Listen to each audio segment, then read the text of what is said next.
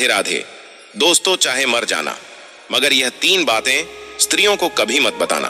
मित्रों, आज की वीडियो बड़ी ही ज्ञानवर्धक और बहुत ही रोचक है।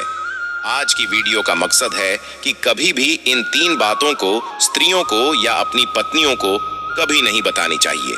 जो भी पुरुष यह 3 बातें स्त्रियों को बता देता है तो वह पुरुष सदा के लिए ही गरीब रहता है और हमेशा दुखी रहता है।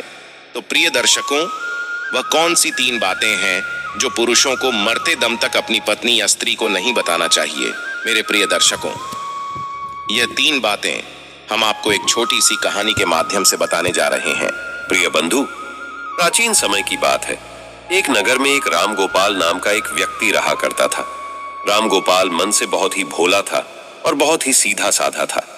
मित्रों, उसने अपने जीवन में कभी किसी प्रकार का कोई पाप नहीं किया था और राम गोपाल की जो पत्नी थी थोड़ी भुलक्कड़ स्वभाव की थी और राम गोपाल के छोटे छोटे बच्चे भी थे। प्रिय बंधु, राम गोपाल अपनी पत्नी से किसी भी प्रकार की किसी भी बात को नहीं छुपाता था और राम गोपाल अपने घर में अकेले ही काम करने वाला था। जिस नगर में राम गोपाल रहा करता था उस नगर में सबसे गरीब केवल राम गोपाल ही था। उसके अलावा नगर में कोई भी गरीब नहीं था। तो हर कोई राम गोपाल की पत्नी और राम गोपाल का गरीब होने के कारण मजाक उड़ाया करते थे। प्रिय दर्शकों, राम गोपाल अपने गांव में जो बड़े बड़े सेठ थे उनके यहाँ नौकरी किया करता था और उनकी गायों को चराया करता था, उनकी भैंस चराता था और इसी वजह से राम गोपाल का घर चल रहा था। उनसे ही 2 टाइम की रोटी मिल रही थी। परंतु एक दिन की बात है कि किसी कारणवश राम गोपाल जिस सेठ के यहाँ काम किया करता था उस सेठ ने राम गोपाल को बुलाता है और राम गोपाल से कहता है कि राम गोपाल, अब तुम्हें कल से आने की कोई जरूरत नहीं है क्योंकि हमने तुम्हारे अलावा किसी दूसरे को काम पर रख लिया है। इसकी वजह से अब हम तुम्हें नहीं रख पाएंगे और तुम्हारी जो पिछले महीने की पगार है उसे तुम ले जा सकते हो और यहां से जा सकते हो। इसके बाद राम गोपाल अपने सेठ से अपनी पिछले महीने की पगार लेकर अपने घर आ जाता है। राम गोपाल बहुत ही दुखी होता है और फिर घर आकर राम गोपाल जैसी ही अपनी पत्नी को पैसे देता है तो राम गोपाल की पत्नी बहुत ही खुश होती है। परंतु उसके बाद राम गोपाल जब अपनी पत्नी को बताता है कि मेरी नौकरी छूट चुकी है, अब कल के बाद मैं कहीं नहीं जाऊंगा, उस दिन के बाद से राम गोपाल अपने घर में ही रहता था क्योंकि राम गोपाल के पास अब कोई भी काम नहीं था। प्रिय दर्शकों, उसके बाद देखते ही देखते कई दिन बीत गए परंतु राम गोपाल को कोई भी काम नहीं मिल रहा था और घर में रखे हुए जो पैसे थे जो उसे उसके सेठ ने दिए थे वो भी धीरे धीरे खर्च हो रहे थे। उसके बाद राम गोपाल इस बात को सोचने लगता है कि अब हमारे घर का खर्चा कैसे चलेगा। हमारे घर में कमाने वाला केवल मैं अकेला हूं और मुझे कुछ ना कुछ तो करना ही होगा, वरना इस तरह तो हम भूखे मर जाएंगे। दोस्तों, इस प्रकार देखते ही देखते कई दिन बीत गए और फिर एक ऐसा समय आता है जब राम गोपाल के घर में खाने के लिए एक दाना भी नहीं बचता है। राम गोपाल बहुत ज्यादा उदास हो जाता है और फिर मन ही मन अपने आप को कोसने लगता है और फिर एक दिन की रात को राम गोपाल को अपनी पत्नी और अपने बच्चों के साथ भूखा ही सोना पड़ता है। और फिर जैसे ही दूसरे दिन सवेरा हुआ तो राम गोपाल घर से थोड़ी दूर एक जंगल में लकड़ियां काटने के लिए जाता है। तो राम गोपाल जैसे ही जंगल में लकड़ियां काटने के लिए जाता है तो राम गोपाल को एक संत दिखाई देते हैं। जैसे ही राम गोपाल को वह संत दिखाई देते हैं तो वह राम गोपाल संत के नजदीक जाता है और फिर संत राम गोपाल को देखकर अपनी आंखें खोल लेते हैं। राम गोपाल उस विद्वान संत को प्रणाम करता है और प्रणाम करने के बाद उनके पैरों में गिर जाता है और कहता है कि हे पितामह, हे गुरुदेव, मेरे घर में खाने पीने के लिए दाना पानी नहीं है, मेरे बीवी और बच्चे भूखे मर रहे हैं, कृपया करें मुझे कोई ऐसा सुझाव दें जिसकी वजह से मेरा घर ठीक तरह से चल सके। प्रिय दर्शकों, इस प्रकार विनती करने के बाद वह संत राम गोपाल की ओर देखता है और वह संत राम गोपाल की ओर देखकर यह पता करता है कि वह बहुत ही सीधा है। उसने अपने जीवन में आज तक कोई पाप नहीं किया है। उसके स्वभाव को देखकर वे विद्वान साधु राम गोपाल से कहता है कि राम गोपाल, मैं तुम्हें आज ऐसे एक पेड़ के बारे में बताने वाला हूँ। अगर उस पेड़ के नजदीक जाकर तुम उस पेड़ से जो भी मांगोगे तो वहां पेड़ तुम्हें लाकर दे देगा और अगर उस पेड़ का एक छोटा सा भी भाग, छोटी सी भी लकड़ी तुम तोड़ लेते हो या काट लेते हो तो वह सोने में बदल जाएगा और इस तरह तुम अपने घर को चला सकते हो, अपने घर की गरीबी को दूर कर सकते हो। प्रिय दर्शकों, मगर संत राम गोपाल को यह बात भी कहते हैं कि अगर तुमने इस बात को अन्य किसी आदमी या किसी औरत को बताया तो उस दिन के बाद से तुम्हें वह किसी प्रकार की कोई वस्तु नहीं देगा और तुम्हें सब कुछ देना बंद कर देगा। दोस्तों, राम गोपाल तो सीधा साधा था। राम गोपाल उस संत के द्वारा उस पेड़ के नजदीक जाता है और पेड़ के नजदीक जाकर राम गोपाल को सबसे पहले अपनी बीवी और अपने बच्चों की याद आ गई। और फिर राम गोपाल सबसे पहले उस पेड़ से, उस वृक्ष से एक बोरी चावल मांगता है। जैसे ही राम गोपाल वृक्ष से एक बोरी चावल मांगता है तो झट से ही ना जाने कहां से एक बोरी चावल राम गोपाल के सामने आ जाते हैं। राम गोपाल वह बोरी चावल को लेकर चला जाता है और घर जाकर अपनी बीवी और बच्चों को चावल खिलाता है। और फिर राम गोपाल सबसे पहले उस पेड़ से, उस वृक्ष से एक बोरी चावल मांगता है। जैसे ही राम गोपाल वृक्ष से एक बोरी चावल मांगता है तो झट से ही ना जाने कहां से एक बोरी चावल राम गोपाल के सामने आ जाते हैं। राम गोपाल वह बोरी चावल को लेकर चला जाता है और घर जाकर अपनी बीवी और बच्चों को चावल खिलाता है और भर पेट भोजन करते हैं। उस दिन राम गोपाल ने अपनी पत्नी को यह नहीं बताया था कि मैं चावल कहां से लाया हूं, परंतु फिर जैसे ही राम गोपाल दूसरे दिन उसके पास जाता है, राम गोपाल उस पेड़ से 5 सोने की मुद्राएं मांग लेता है।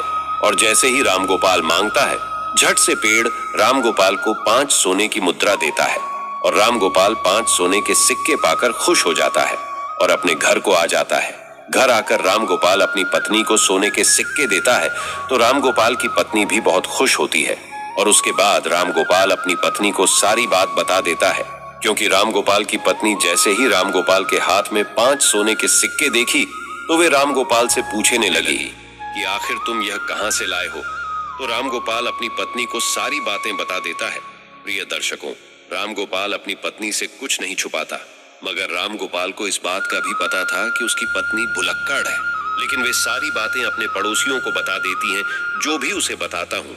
लेकिन उस बात को भूलकर राम गोपाल अपनी पत्नी को सारी बातें बता देते हैं। उसके बाद देखते देखते कई दिन बीतते गए। राम गोपाल इसी तरह रोज 5 सोने के सिक्के उस वृक्ष से मांग कर लाने लगा। और फिर एक दिन की बात है जब राम गोपाल अंत में उस वृक्ष से हजारों सोने के सिक्के मांग लेता है। और जैसे ही राम गोपाल मांगता है तो झट से एक बोरी भरकर राम गोपाल के सामने सोने के सिक्के आ जाते हैं। राम गोपाल एक बोरी सिक्के को अपनी बैल की पीठ पर रखकर अपने घर ले जाता है। दोस्तों, वह सोने के सिक्के पाकर और उस विद्वान संत का आशीर्वाद पाकर राम गोपाल देखते ही देखते बहुत धनवान हो गया। राम गोपाल के पास बहुत सारा धन हो गया। राम गोपाल जिस सेठ के यहाँ नौकरी किया करता था, उससे भी ज्यादा तरक्की राम गोपाल ने कर ली और राम गोपाल उससे भी ज्यादा धनवान हो गए। दोस्तों, ये सब देख करके राम गोपाल के सारे गांव वाले दंग रह गए और वे सोचने लगे कि आखिर यह भुलक्कड़ स्वभाव का राम गोपाल इतना धनवान क्यों हो रहा है। दोस्तों, राम गोपाल से अगर कोई भी इस बात को पूछता कि तुम आखिर इतनी जल्दी धनवान कैसे हो रहे हो, तो राम गोपाल किसी को भी सच नहीं बताता था, क्योंकि राम गोपाल को विद्वान साधु ने किसी को बताने के लिए मना किया था। परंतु वे लोग राम गोपाल को छोड़कर राम गोपाल की पत्नी से इस बात को पूछने लगे। तो मित्रों, वो तो आपको पता ही है कि राम गोपाल की जो पत्नी है वे भुलक्कड़ स्वभाव की थी। उसके पेट में कोई भी बात नहीं पचती थी। तो राम गोपाल की पत्नी सारी बातें गांव वालों को बता देती थी कि आखिर मेरा पति कहां से धन लाता है। तो राम गोपाल की पत्नी सारी बातें उनको बता देती है और देखते ही देखते राम गोपाल जब एक दिन फिर से उस वृक्ष के पास धन लेने के लिए जाता है तो वह वृक्ष राम गोपाल को धन नहीं देता है। राम गोपाल कई बार वह पेड़ से मांगता है, मगर राम गोपाल के मांगने पर भी वृक्ष राम गोपाल को कुछ नहीं देता है। मित्रों, उस दिन राम गोपाल फिर से अपने घर जाता है और इस चीज के बारे में ज्यादा नहीं सोचता है। मगर जब राम गोपाल दूसरे दिन फिर से वृक्ष के पास जाता है तो कई घंटों उस वृक्ष से मांगता ही रहता है, मगर कुछ भी उसे प्राप्त नहीं होता है। फिर राम गोपाल निराश होकर वह सोचता हुआ अपने घर आ जाता है। तो राम गोपाल अपने घर आकर अपनी पत्नी से कहता है कि है भाग्यवान, आज मैं वृक्ष के यहाँ जाकर आया हूँ, मगर वृक्ष से आज मैंने जब धन मांगा तो वृक्ष ने कुछ नहीं दिया। कहीं तुमने किसी को वृक्ष के बारे में बता तो नहीं दिया। तो दर्शकों, राम गोपाल की पत्नी भुलक्कड़ स्वभाव की थी और वो अपने मन में किसी भी प्रकार की बात नहीं छुपाती थी और इसमें कोई संदेह नहीं है।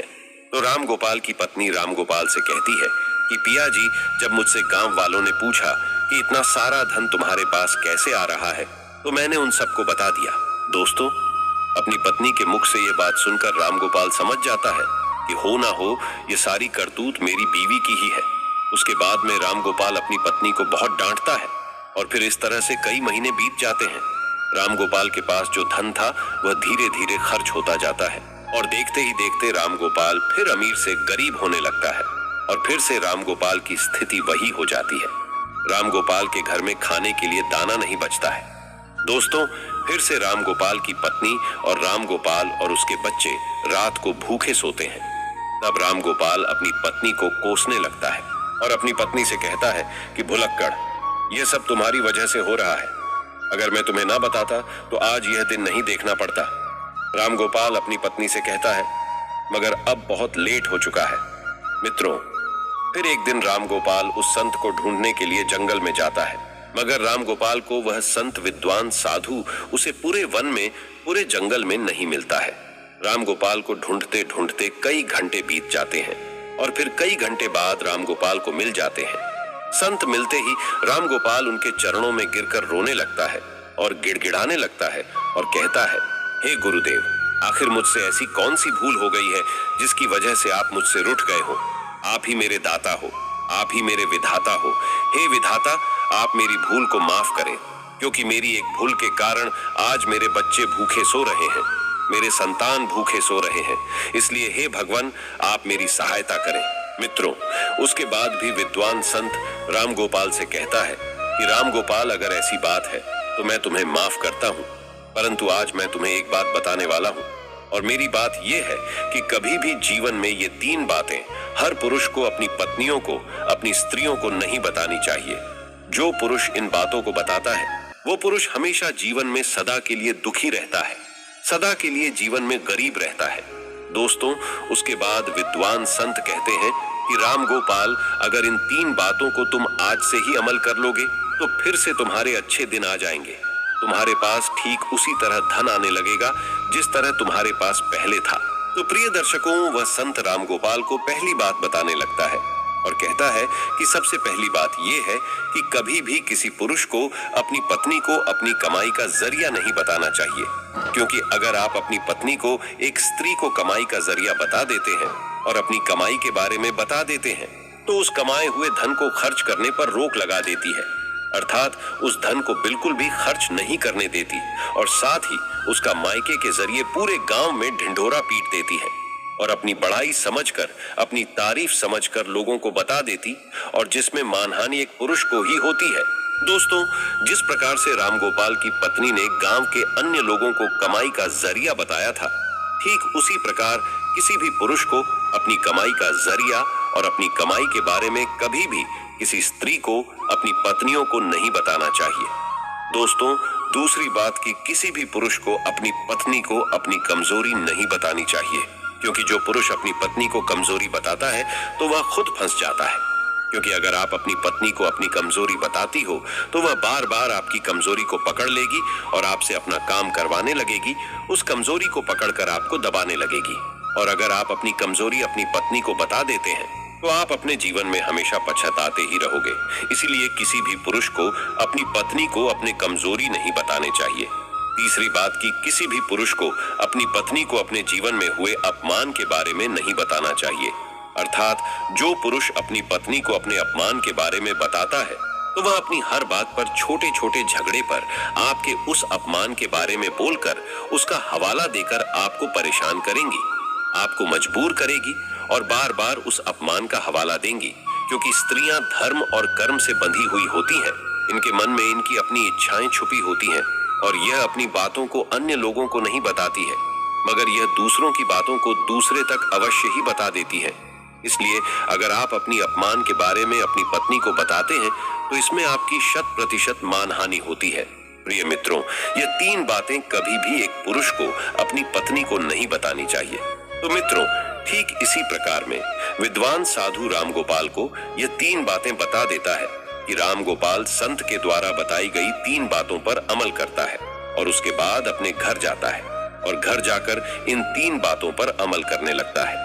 तो फिर देखते ही देखते रामगोपाल के अच्छे दिन वापस आने लगते हैं, मगर उसके बाद में रामगोपाल उस विद्वान संत के द्वारा वही 3 बातों पर अमल करने लगता है और जब अपनी पत्नी को 3 बातें नहीं बताता है तो राम गोपाल रंग से राजा बन जाता है। तो दोस्तों, इस प्रकार यह 3 बातों को अपनी पत्नी से नहीं बतानी चाहिए। तो मित्रों, यदि आपको यह वीडियो पसंद आई हो तो प्लीज आप हमारे चैनल को सब्सक्राइब अवश्य करें, वीडियो को लाइक करें और दोस्तों, सच्ची श्रद्धा से कमेंट में जरूर लिखें, जय श्री कृष्ण।